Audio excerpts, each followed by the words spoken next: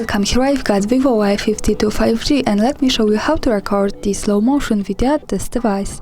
So let's start by tapping on camera button to open it, and for now we are on standard photo mode, so we have to change it by using this settings bar and just simply going to the right to more. Here we get access to more modes of this camera and one of them is the slow motion, so let's pick it. Here we are. Now we can start recording this type of video by simply tapping on the big button at the center, the shutter. So let me start to show you how it works.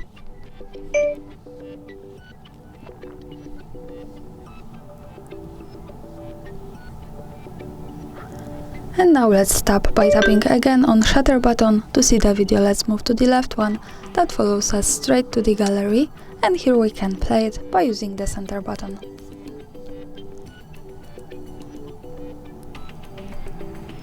And this is how the slow motion video looks like at this device.